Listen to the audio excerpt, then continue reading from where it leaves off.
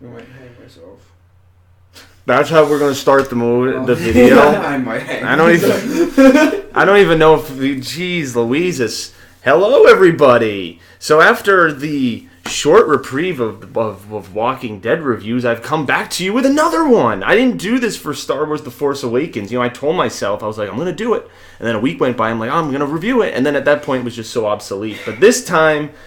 We're doing it. Oh, we're doing it because this movie deserves it. Oh, it deserves it. And a few warnings up front. First of all, full spoilers. I feel like it is required to discuss this film in full detail. It is required. So this is spoilers. So if you didn't see The Last Jedi, just pause it. Put this review in a side bin. Go watch the film, then come back and you can watch this. Okay.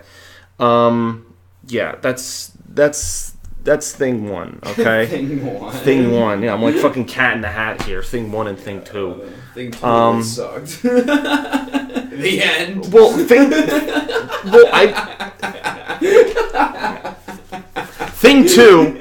Thing two actually is that this video is not based off of any other reviews.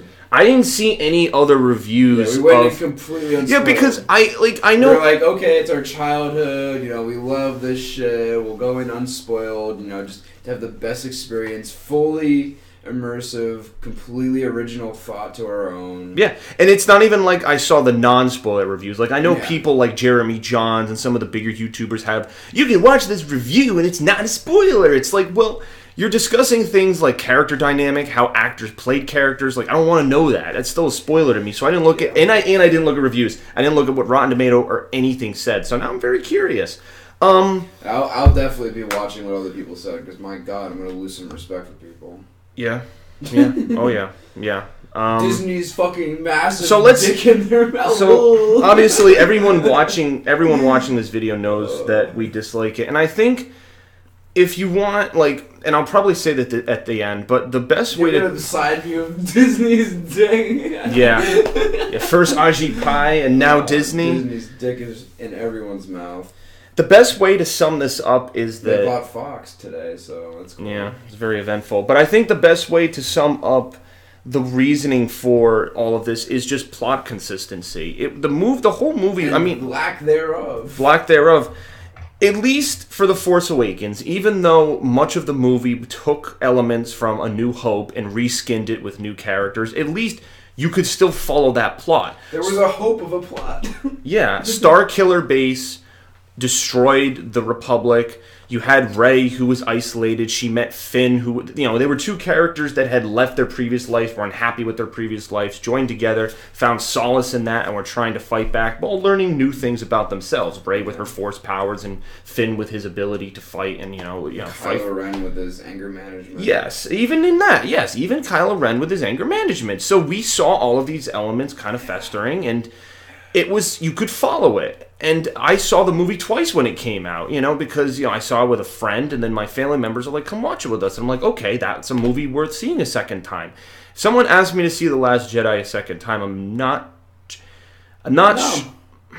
So we gotta start from the beginning. Unless it's pirated. The opening credit roll, I think, defined the whole movie. It said, it was like, after they destroyed the base, they're being hunted. And they know where the rebel base is. Again, this is exactly how A New Hope happens. After they destroyed the Death Star. Yeah. They're running. Yeah. They're running. Okay, get away. The Empire's chasing us. Oh no. In the original, they fight off. Do you remember? Yeah. Do you know Yavin 4 was the name of the base that they had in A New Hope? And they don't show it in the movies, but in the books, they lead, they get attacked. The rebel, obviously the Empire knows. They go to Yavin 4, destroy all that, and then they come back, and then they have a new base, and it was different. Empire Strikes Back, they don't know where they're hiding. In this film, 100% of the time, they know where they are. And they even have them on a rope, quote unquote, because whenever the rebels go into fucking hyperdrive, light speed, whatever you want to fucking call it, they are tracking them, so they're just like right on their tail. It's like, oh, can't run away from the Empire this time. Bye. Yeah. There was this new element where they could track them through light speed, which we've never seen in the lore. Yeah. There were two things, and this is a later element. There was the light speed being used as a weapon, and then light tracking through light speed. Yeah, that was interesting too. Yeah, we'll talk about that later. I do want to try to go in chronological order because it's kind of hard because the chronological order of this movie is fucked in the ass. Right. The chronology was all over the place, but the general gist is that Rey is trying to be trained by Luke, but she really goes there to get his help. Like, you, Luke, need to come back because we need your help. And again, it's like Luke going to Yoda, and he's like, Yoda, you're the one that's gonna save everyone. And Yoda's like, I'm an old fucking Scrooge. You're the one who's gonna save everyone. And he trains Luke. And guess what? That's the same thing that fucking happens in this movie. Yeah. And, well, there's an extra element added to this, though, because Luke has this weird history with Kylo Ren. Yeah. And there's this, again, like, there are lore elements that I'm kind of not understanding. Like, Kylo Ren and Rey speak to each other via the Force a couple of times. Like, at least they're hinting that they're connected, like they're twins or brother and sister or, some kind of relation. Yeah, there were a lot of, before this movie came out, there were a lot of theories that Luke's daughter was Rey. That doesn't seem to be the case. There's a scene where Kylo Ren all but said, I don't know how the fuck he knows, all but says that her parents were just junk traders that sold her away because they were bad parents that wanted, some money just to scrounge by. I don't, like, that seems to be the, so it... What is it, a fucking Anakin reference? Like, you grew up it didn't seem like it, but this is almost like parents that were shitty parents. Not even like, because Anakin's mother at least was, always sticking her neck out for him, but this is different. But, so she keeps connecting with Kylo Ren, and, there's an element of Luke seeing stuff in Rey that he saw in Ben that he was going to turn to the dark side. But, again, this was one thing I didn't mention to you when we first came out. Why didn't we see more of Luke actually training his Jedi? The only flashback... He talked about having a temple and having dozens of apprentices. Mm-hmm. And in the middle of the night, Kylo destroyed the temple and ran away. But where... He said he ran away with some of the apprentices. Yeah, I was going to say where that. Where the fuck are the apprentices? Where? Yeah. Are they spread out through the galaxy? Is that the New Hope? Are those apprentices out there? I thought at first... Come back in the third movie and be like, the apprentices are back. I thought Rey was going to be one of them. I thought maybe she was like a kid and she like didn't remember it and she was one of the 12 and then... Because... I thought he was going to reveal that or something. Like, that would have been cool. That would have been a cool reveal. Like, secretly, you were one of the 12, but you were too young to remember it. That would have been interesting. And then maybe she had to be hidden on Jakku. Right. It's funny that fucking even Luke didn't know where Jakku was. Rey says, "I'm from Jakku." Like, he's like, yeah, that's nowhere. That's definitely nowhere. Like, obviously, we as fans didn't know. It was made up for this new trilogy, so obviously, it's no fight. It's Tatooine 2.0. I'm surprised Luke didn't make a joke about that, but that's the main thing, because The Last Jedi, you assume, alludes to the fact that Rey is the last of the Jedi. You assume in this movie that Luke, much like Obi-Wan is an old Jedi, and Yoda, who will pass on and pass the torch to the younger person who is coming up and maturing in a war-ridden world. And that's what we saw festering in the previous film, and what we thought was going to fester in this.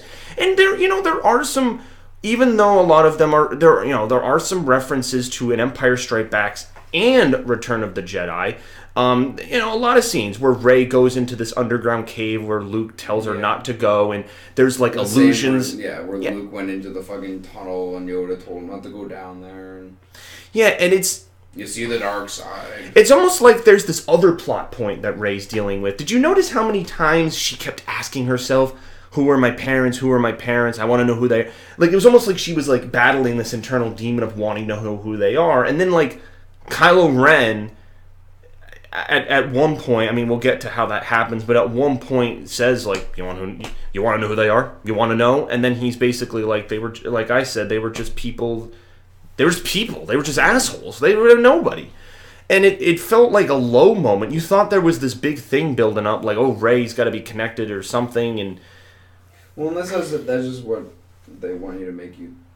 Yeah, so it's not something that's I don't know. It's more of a... You don't want... I'd say... Because, like, when she was sitting on the island with Luke, she gets... And he has her sit on the fucking rock and, try and connect to the Force and feel deeper within. And she instantly gets pulled by the dark side of the Force. And he comments on it. It's like, you were pulled to the dark immediately. And he didn't want to have anything to do with it. Like, he walks away, like... Yeah, it's weird. Yeah. So, like, who knows? Who knows? It's weird that Luke basically almost... And Rey says this, that he abandoned... Like, it's not even like he does the Force in his free time on this island alone. He abandoned the Force. He abandoned it. Like, he doesn't have any ties to it. And, all of the trailers made you believe that this was going... because that was the tagline of the trailers. This is not going to go the way you think. This isn't the way you think it's going. I think, again... disjointedness. To get back to that theme, the whole movie, there's no respite. Honestly, there's no respite in this movie. You sit through this movie, it's long. The plot... 2 hours and 47 minutes. The plot's everywhere. And, I didn't like The Force Awakens that much at all. Like, it was, somewhat enjoyable. Like, it was average. Even that movie, compared to this movie, was spectacular. Like, it felt like a movie. Like, it felt like something you could sit down and enjoy and watch. Like, there's plot, you could follow it. There's action, it's fun. There's characters that are interesting. This movie, it's like, it throws everything out the window. It's like, here's some sprinkling of the past. Here's a couple action scenes, and everything else is completely fucking... Some of the scenes just got really, it's still, really repetitive in that it was just... run and escape, come up with a plan, there's some argument over the plan, run and escape. At least in an Empire Strikes Back, you had the respite with Cloud City. Right. And even so, there was respite on the Millennium Falcon, and the characters got a chance to settle and talk. There was never development at all. It was just run. And we never really, the movie ended with about the same understanding as when it opened. And you said something when we were coming back from the movie. You said something interesting. Well, we should probably... I don't know. To be fair, I was completely drunk going to see this movie. And to quote the great Jeremy Johns, even fucking... being drunk, he didn't even... Yeah, now it's a party. Yeah, no. Like, for my rating, you have to be more than drunk to see this movie. But that didn't impair anything. You were fully, aware of the whole film. No, what I was saying... Unfortunately, yeah, I remember everything that happened. What the interesting point I was going to say that you made was, at least to give it some context, the whole thing with Snoke. There's again, you guys, if you don't want to spoil it, you shouldn't be here. I'm just going to say. The villain of the whole series dies. Snoke. What? Snoke dies, and we don't in a very dramatic way. Oh. That would have been cool if it was in Episode 9, if it was like one of the final scenes, because I hearkened it. It was an homage to the scene where Sidious is torturing Luke, and Luke is like, hey, I have to bring out some good in the person that's there, and you see their face, they're wavering, back and forth, and the cocky douchebag in charge is like, hey, I already know what he's going to choose, and you don't think so. And no, but then you're like, no, that's not true. There's still hope. And so Kylo Ren kills him. It's pretty cool how it happens. That literally the scene where they're where Rey is captured and they're in the chamber. That 10 minutes. If that 10 minutes of the movie was expanded for to be the movie, that would be great, because that is truly the only time I could say with confidence that I was locked immersed. in. I was locked in. I was having fun. I was like, damn, this is cool. Like, the fight scene that is fight with their cool weapons and shit. That was cool. But the main fucking villain dies in a pathetic way. And we learn nothing about him. Pathetic. That was one of the... It's like he shouldn't have even existed. It's like, here's this super powerful guy who we don't even know why he existed, because you know, the Emperor was the last, you know, Sith that we knew, and he died. And then there's this guy Snoke. Where did he crawl? What cave did he at least with even and Palpatine. he has strong ass force powers. He's got, you know, lightning and shit.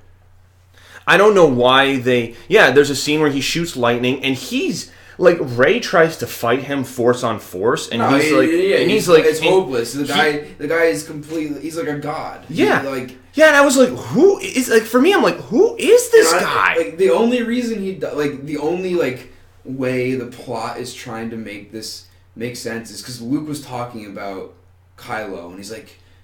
Basically, he was saying that he's a shit show. Like, his mind is scrambled, and, like, he doesn't know what he is.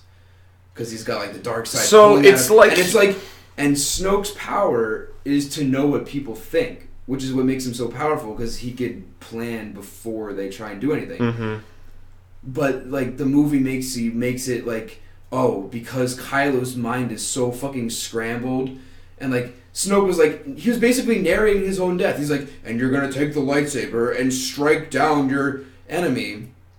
But what Kylo is thinking in his head, he force turns the lightsaber and turns it on, and it literally cuts Snoke in half. But Snoke thought he was going to cut Rey. Yeah, I mean, again, like, I don't have too many complaints about that, but I feel like it was in the middle of the movie, and that fight scene, I mean, they put a lot of time into that. Because all of the guards had different forms of attack. Yeah, that was cool. Yeah. It was so cool. Yeah, and I think so the comment I mentioned is that you said if the movie ended with that, because after what happens, it's repetition of the same thing. Yeah. It's the same thing of, you know, fix a minor problem so that they can slightly escape to another destination so that they can just shot. Yeah. It looks like they're going to lose. Because I'm going to count how many times they retreated. The movie starts... You can't. But I'm gonna. We need to like have the fucking movie playing and have like a ticker going, like the movie critics or whatever. The first scene, it starts with it. Poe is shooting all those turrets, and it's like even that he's shooting all those turrets, and then that girl's sister sacrifices herself to blow up that thing, right. And then they escape slightly more, but then they're still on them. So then Finn, and I don't even know that chick's name. It was the Asian chick that he kind of got into somewhat of a romance with her, and then they went to that casino planet, and then there was a fucking Lando moment. They pulled a Lando, the guy, the hacker guy that was somehow able to hack into this big fucking ship. Yeah, he sold them out. Yeah. He pulled a complete Lando. It was like, oh, and it's not like we didn't see it coming. I was kind of a good guy, but like they offered me money, and then that caused a bunch of rebels to die because they're like, oh yeah, by the way, they're taking the escape pods, not the main ship, and blow them up. Yeah, and it kind of seemed like he was a mercenary from the start. So he came from a planet that was full of gamblers. He was in a jail cell when they met him. Yeah, and it's a planet full of gamblers, and when there's that scene where BB-8 shoots the coins, he's like, scavenging the coins. So I was like, all right, what? I had that guy's number, and it was a nice change of scenery, but at the same time, think about it. While Finn and this girl are on this casino planet, Poe is saying to him, dude, we can literally see the First Order ships behind us shooting us. Literally, we're in danger. 2 hours and 40 minutes of the movie, they're being chased and shot at.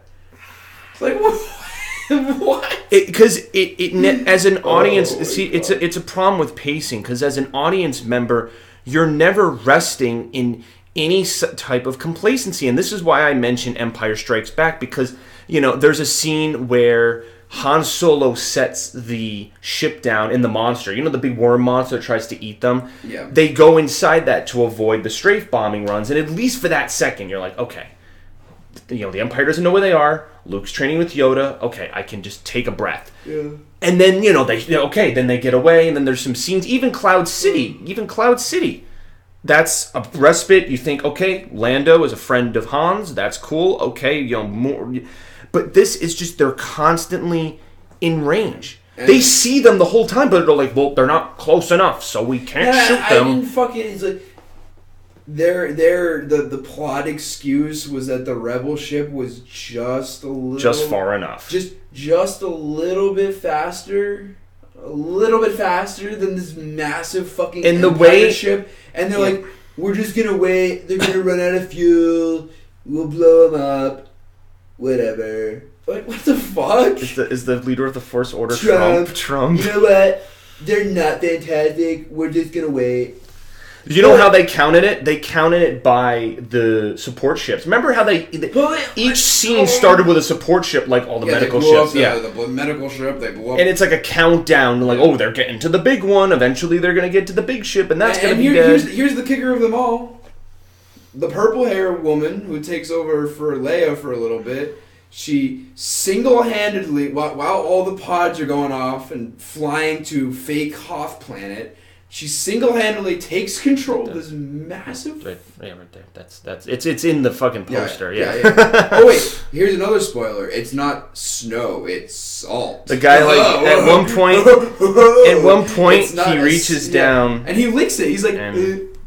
Because, like, one of the guys walks out and it turns red, and he's like, wait a second. Oh, yeah, it's another AT-AT battle. That's why they made that. And the trenches, they build trenches just like in Hoth. And they have the little pod They have the turrets just like in Hoth.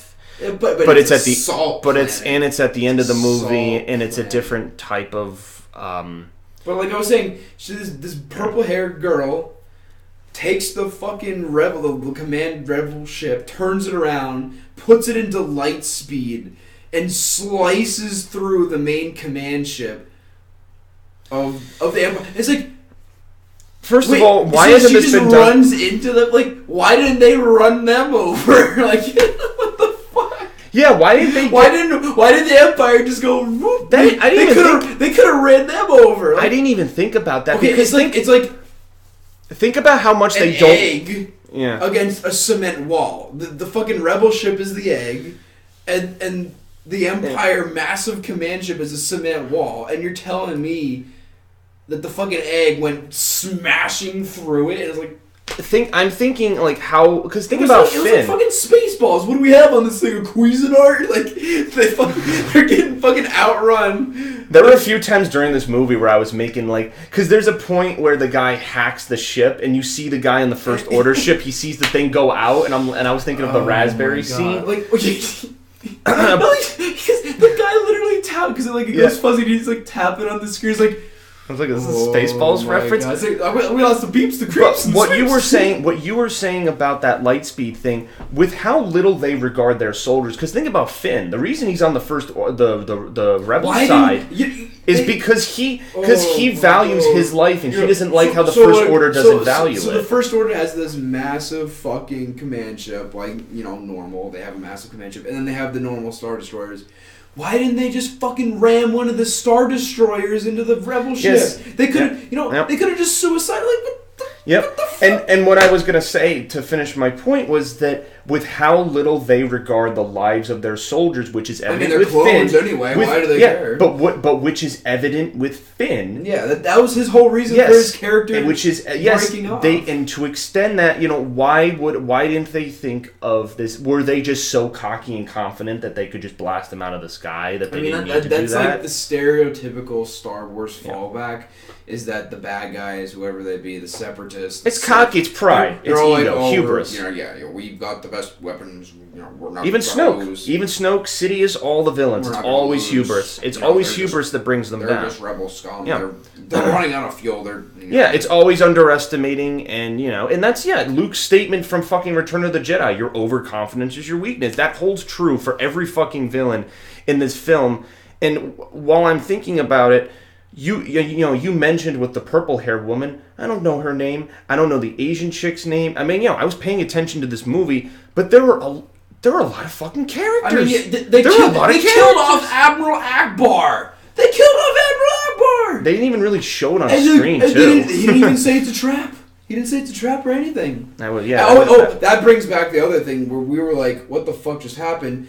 That towards the beginning of the movie, Kylo Ren's flying around the rebel ship with two stormtroopers on his sides, and he was about to blow up the bridge, but he's like his conscience, and he has. He didn't want to kill his mom, and he had a telepathy thing with her, and he takes his finger off the trigger, but the two pilots, they blow up the bridge.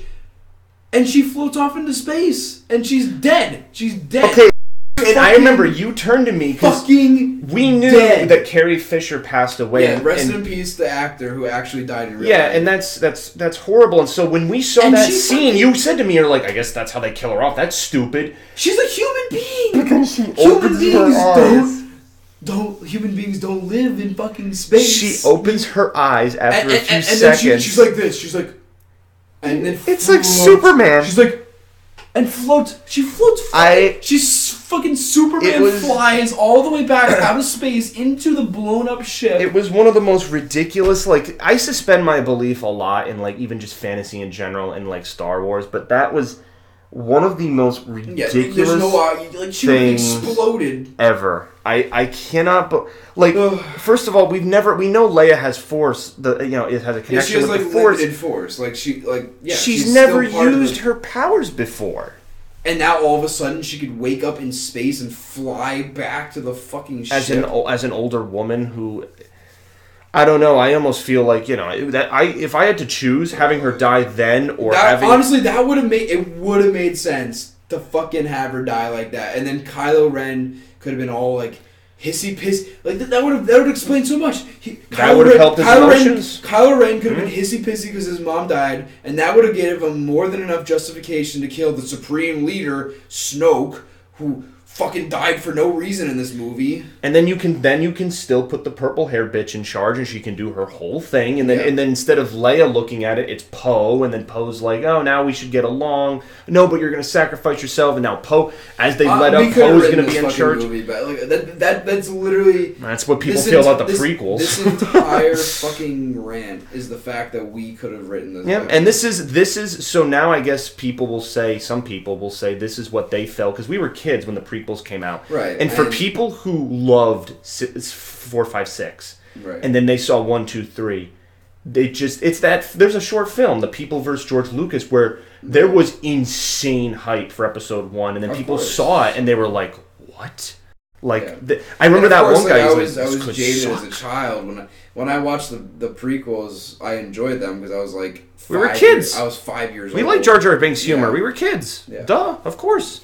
I mean, that's slanderous to say now, but at the time it was like, all right, funny alien dude, and there's some light moments to a movie that's dark. But even then, like looking back on it, those had better structure than this movie. I still like as bad as people like shit on them. The prequels are better than this fucking shit. Each one had a plot, and there was and there was a there was a structure. You knew who the bad guys were. You knew what they were trying to do. You knew who the good guys were. You understood their cause. You felt sympathetic for them. In this movie, it's like, yeah, okay, they're fucking running, but they're running. Yeah, again, good acting. There was good acting from Adam Driver, Daisy. For the actors that play. I'd say Mark Hamill did a good job coming back. Luke.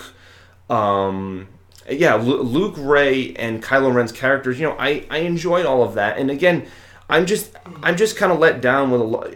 We had mentioned Snoke. He had a big scar. He was the leader of this group. We'll never know. He was kept in the shadows in the first one. Was his first physical appearance. My assumption was it was going to be resolved in the third movie. And how did he come to power? Where did he get his power from? I like Kylo Ren's backstory with Luke. Kind of, but at the same time, how did Kylo Ren's not in charge? Well, now he is, but before it was Snoke. How'd Snoke get in charge? Because we know how Sidious rose to power from the prequels. Because he was a Weasley senator who made this conflict. He was the mastermind moving every chess piece so that he could rise to the fucking top and become the guy. And he put this whole thing. The ironic thing is... And Luke mentions that in this film. He democratically took over power of the universe. He had people vote... To give him emergency powers. He had democratic power of the universe. And it's like... And so how do you explain Snoke now? How do you explain? And now we don't get that because he's dead now, and he's cut in half with his fucking tongue hanging out of his mouth. Yeah, that was when they went back, and then the guy the herb. I was like, what happened here? Yeah, and Kylo Ren lies, But it's weird because it's stupid because now Kylo Ren's just like, he just wants... I was disappointed. Me too. When they defeated all those guards, when they defeated all those guards, he turns to Rey and is like, he just saved her life. And I was like, that's cool. I hope they have a character moment. But then he's like, you should join me. He's like, I want power. And I'm like, they rehashed the fucking Darth Vader Luke statement where he's like, I'm your father. But then they did it the reverse. Because it's not like Darth Vader had his character-defining moment of throwing Palpatine over the edge. It's almost like he does that. No, it was before when Darth Vader chops off Luke's arm. He's like, come to the dark side and join me. Well, I'm saying in this version, it's the reverse. He does his Snoke killing moment, but then he's like, but I still want power. Right. And it's just like, but why, dude? Like, is this what the last film is going to be? Like, angst mode to the last... I think it's going to be. Like, it's going to come down to... Because he's on this fucking... Yeah, and miraculously the rebels get away. But don't you feel that also because of that, this film felt micro? And when I say micro, it dealt with such a small force of resistance fighters, and other than Rey on the random planet with Luke, which was just there, and then the casino planet, which only served one plot point. This was a very limited film because it was just ships. And then they go to a planet, and then there's like a stand... But it felt small. It just felt like such a small, contained honestly, plot. The best way to describe this movie is that it was claustrophobic. There were like... It's like being in a small room, and a ball fucking bouncing... The plot was fucking bouncing around this tiny room, and it had nowhere to go and escape. And like there were so many ideas bouncing the fuck around. And like... The end result is the viewer coming out being, one, dissatisfied, and two, not really knowing how to fucking feel. Like, we were like, what the fuck even, what can we even say was good about this movie? The one thing we agreed on was when they kill Snoke, there's this, it's cool. Like, Rey and Kylo Ren are teaming up, taking on Snoke's guards, and these guards mean business. They're not, they've got... They're not the normal... They've got variations of attacking. That's just because my computer's a piece of shit. I think they could still see us, but it's just like a screensaver. I don't know why it's doing this, but... Yeah, and they've got cool weapons. They kind of like harken back to General Grievous's guards, and, like, they've got like... They like fucking change into like nunchucks and like weird rope lightsaber things. Right. Yeah. And they're like the only.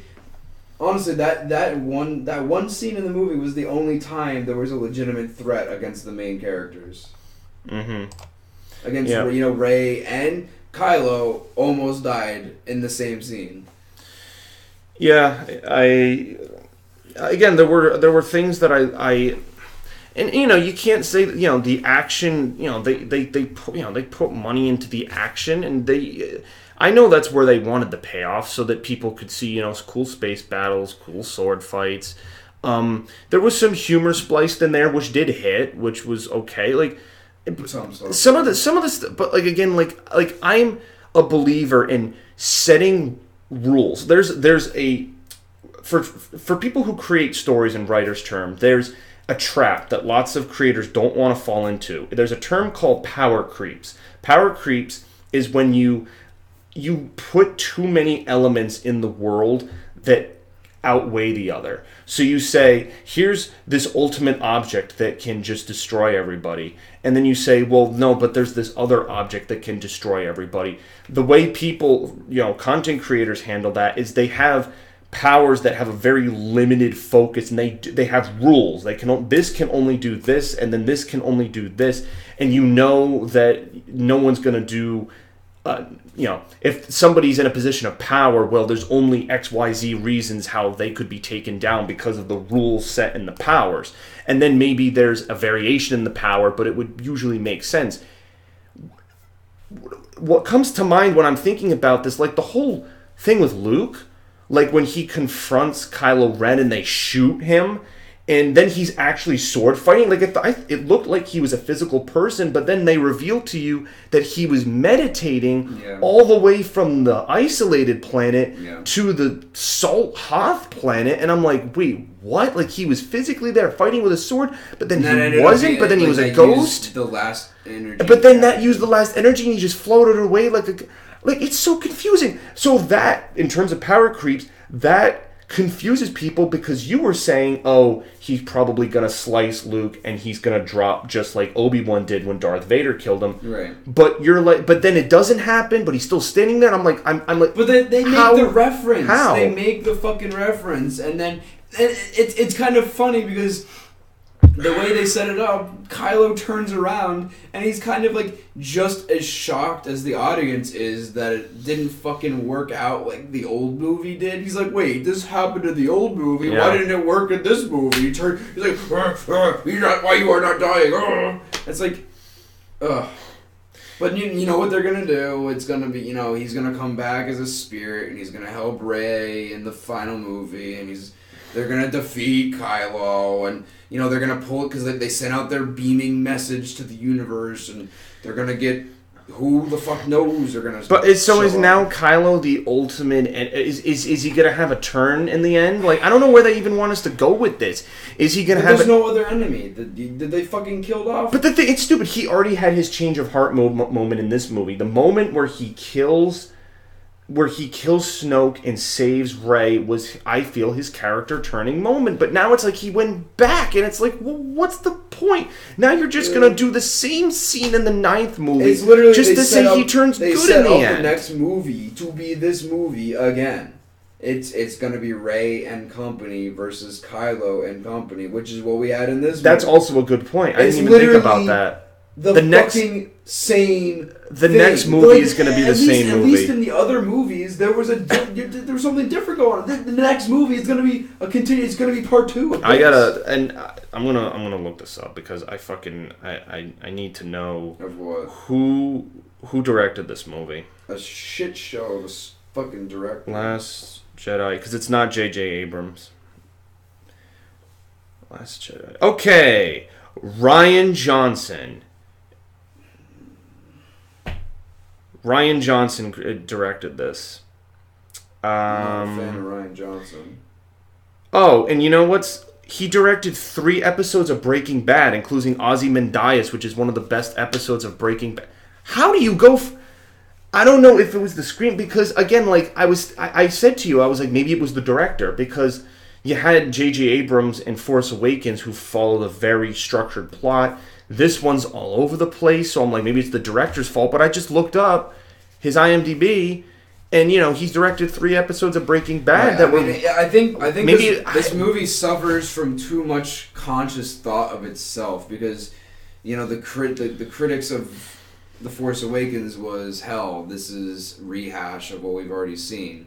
So they probably went into this saying, well, we have the Star Wars franchise, we got to keep something similar that fans can tangibly hold on to and be like, this is Star Wars, but we gotta change it up a little bit. And their fucking answer to changing it up a little bit was making the plot ping pong around the fucking room until no one fucking understood. That honestly, I can imagine by the time they finished filming this movie, people on set didn't know what the fuck they were doing. Like, they didn't know which character was good or bad, or like, who the fuck knows at the end. Imagine getting the script and being like, oh wait, I was just filming a scene here. Like, am I doing the same thing again? Like how do you even I just what? Like, at least for Rey, it's pretty easy because Rey knew her story. She's like, okay, I know where I'm headed with this, and the final thing that Rey does is she lifts those rocks with the Force, so it's almost like she's graduated from Force school. It's like, she's learned what she needed to learn, and she did something great by saving the rebels that were in that base. But... And they could live on to fight another day. I don't understand. Like, the biggest thing, I keep going back to the Snoke thing. Why would you kill off a villain that you leave in the shadows the whole first movie, it's like and you bring him back for 10 minutes? They watch the prequels and wait, Darth Maul was one of the most powerful Those villains had more character development than Snoke did. But still, it's like, oh wait, Darth Maul was one of the most powerful Sith ever created, and he was really cool, and we killed him off in an episode. Oh, let's do that with Snoke. That was a good idea. Darth Maul had more development, because Darth Maul was the blind, loyal master who had trained super well under Sidious and was just like, I can kick butt, tell me where to go, and I'll kick butt. Right. That was Darth Maul. Count Dooku had a bit more politics in him. He was saying to Obi-Wan, do you realize that Sidious is in charge of the Senate? And he's like, I don't believe you. And he's like, it's gonna fucking happen. I'm just I'm a pawn, you're a pawn. And he kind of warned them. Count Dooku was cool in that regard. I mean, and that's why. And then Grievous was just another servant. That's why you could complain as much as you want about the prequels, but they had fucking depth to them. They had story. They had overarching politics. They had politics. This movie has a fucking rebel fleet flying away for their lives. There's no politics. They all got destroyed in the last movie. Remember, they kept the Republic in the first movie. Right. The Republic planet. I think that was a mistake. To kill the government you established at the end of the 6th movie, because that's what they were fighting for. And it's just like, oh, that's gone now. But now it's an evil empire again. There's no more government. Everything we fought for in the original movies just doesn't exist. And, now we have, older versions of other... And the weird thing is, not like we're used to the rebels not really having that much of a structure, but the Empire doesn't even have that much of a structure in this movie. It's like there's Snoke, and we never get to know who the fuck Snoke is because he dies. There's the pussy ass commander, fucking. It's Colonel Sanders. It's fucking. Herc was just getting bitch slapped this whole time because he's an idiot. When they realize Spaceballs, it's like they're like, let's remake Spaceballs and slap Star Wars on it. Like they fucking made Spaceballs.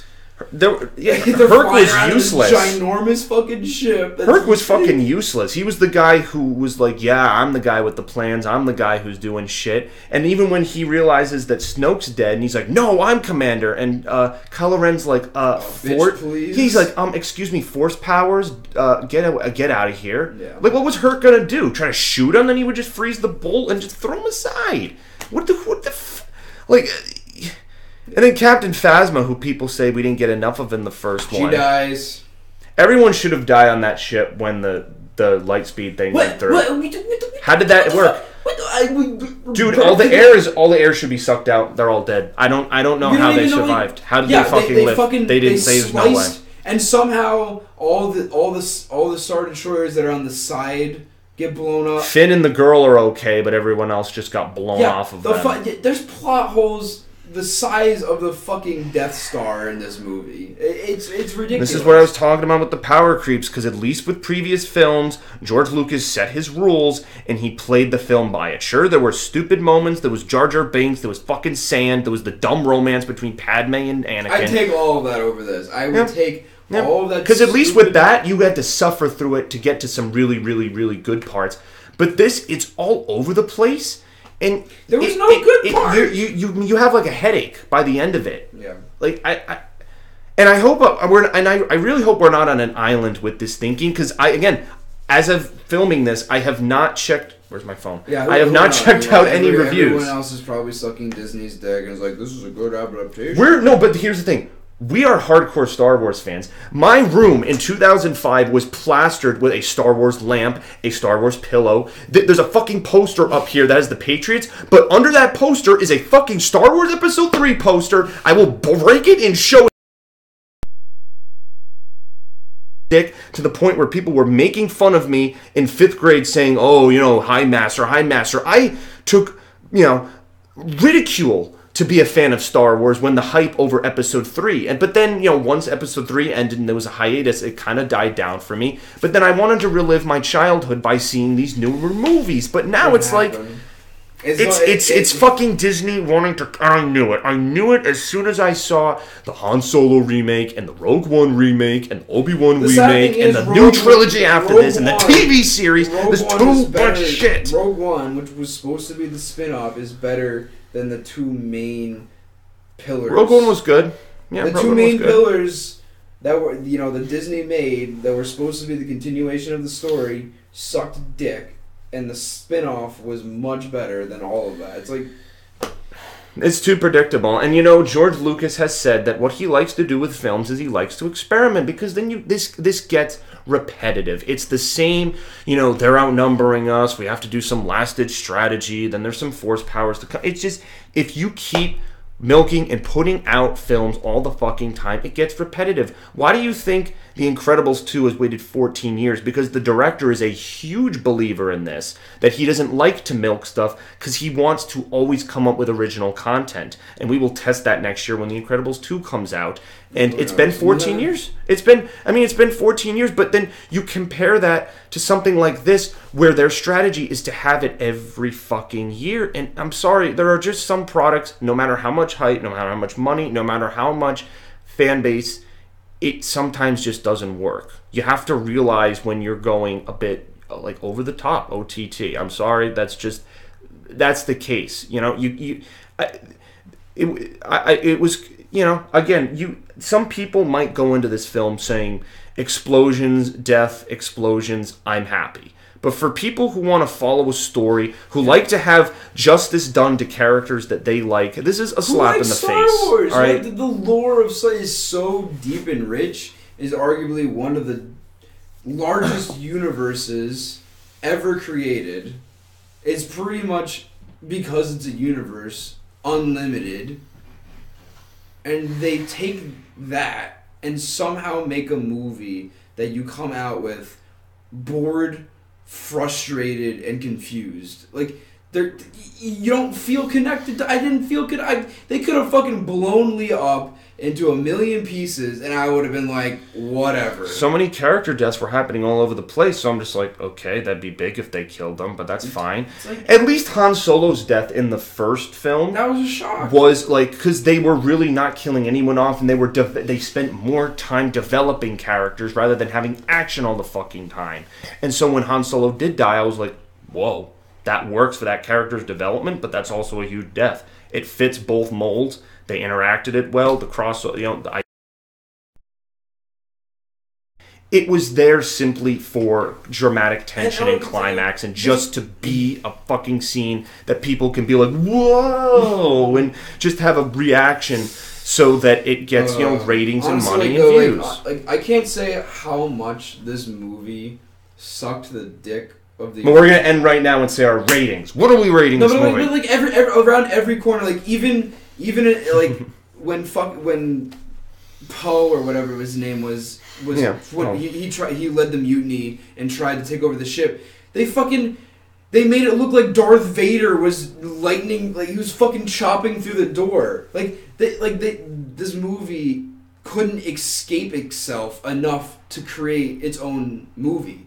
They kept like throwing back, like, oh wait, there's some cool stuff from episode 4. Oh, there's some cool stuff from episode 5. Oh, here's some episode 6. It's like, even those people that Luke was living amongst, it was like Ewoks 2.0.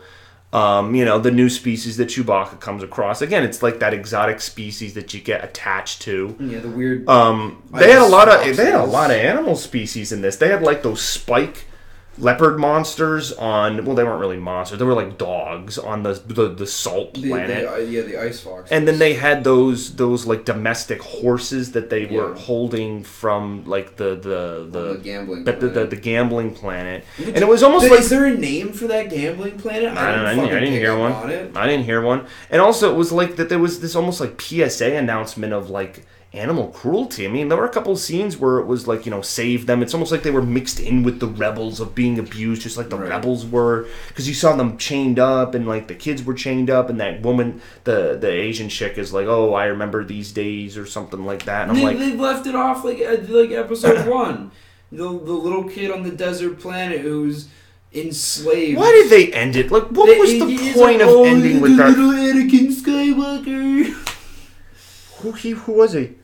It was funny. So, what did the guy say in the theater? Someone like groaned when that scene came on, because the film ends with the Millennium Falcon flying off and everyone's on it and there's a hope for the Resistance. It's like, all right, fine, end the movie.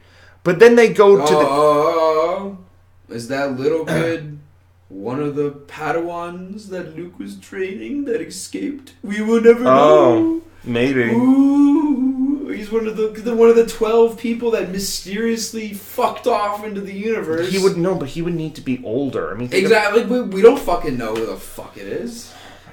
Oh my god! I thought, Because there's just so much. There's so much in the Star Wars universe that you could care about, and this movie doesn't let you grab onto a single fucking particle. Not even a speck. There's not even a glimmer of hope. A new hope. There's no hope. The word hope is thrown around so much in fucking Star Wars movies, but I don't know. I don't really have. I would have rather watched for this franchise. I would have rather watched a 2-hour fight scene with the Red Guard, Kylo, and Rey than what we watched. They're gone now. No more Red Guard. No more fucking Snoke. No more. That would have been more interesting. There would have been more plot in a 2-hour. Again, fight scene. I expected Luke to die in this film. I expected Princess Leia to die because the actress is dead, but she didn't. She didn't die. Well, you know what? There was an interview where they said that they had cut some scenes from the 8th film that they were going to reuse for the 9th, but I'm like, good luck on that. I don't know how you. I don't know how you do that. I don't know. I think we're gonna wrap this up. This review is a mess, just like the movie was. Yeah, I know. I mean, we have a lot to say. I mean, I tried to keep it on a spectrum of, plot was all over the place. Let's follow the events and then show where we ended. That's, I know we were jumping in and trying to get all of our points in, but we did have a lot to say. And I'm not going to edit this. I'm going to show you guys everything we had to say. We saw this movie just a few hours ago, so this is off the cuff what we thought. So that's why I'm uploading this like this. And so... Yeah, and of course people are going to be like, oh, you're being too harsh. Blah, blah, blah, blah. I feel hardcore Star Wars fans would agree with us. I have to believe it. I am so frustrated. I have to believe it. I have to believe. I'm so frustrated by the entire thing. So what's your rating then? I can't even give this fucking thing a rating. Look, I went there after a holiday party and was drinking, and I didn't even have fun with that. What the fuck? Zero fun. Zero fun if you're a Star Wars fan. Zero fun. I would give this a 2 out of 10. I would never see that. I would tell none of my friends to go see this. It's not worth. We paid $20 because we live in a city. I would never pay money. Yeah, that was another thing. I would be hesitant to pirate this off the internet. It's not even worth watching. Yeah. And I said in the beginning of this that I saw The Force Awakens twice, and I was okay with that. I would not want to see this a fucking second time. I don't know. That saw it with us. We walked out and we were still kind of confused, and he just comes up to us like, yeah, that was underwhelming. It's the perfect way to put it. It was for a movie that has such hype, that has such budget, that has such plot, possibilities. It was so underwhelming. I won't give it a 3.5 only for the word you just said, possibilities. That there was semblances of possibility, but I cannot give a film a high rating when you don't understand the act structure of how a film is set up. You just don't understand it, okay? Every single story since the Iliad and the fucking Odyssey follows a goddamn, rising action. You get your climax, falling action. It's every single person who's ever wanted to create a written or film version of piece of content follows this. And this movie has 5 climaxes and no possible ending. They just keep taking the same fucking plot point of people, the resistance running away from a situation they can never seem to fucking dig themselves out of, and then there's these extraordinary events happening with Rey and the Force that aren't explained, that are just jumbled and just frustrate people who enjoy the lore and just continuity of this show. So that's the reasoning for it. I comment. If you guys disagree or agree, I don't care. Comment. Yeah. Like, dislike, I don't know. Take a shit on the fucking computer screen. Do whatever I don't care. I'll be watching other reviews to see what other people say. I am, yes. Anyone who has a conscience and is self-respecting and is not paid by Disney to put their shit on YouTube and is a genuine fan, I don't know how they can give this above a 50.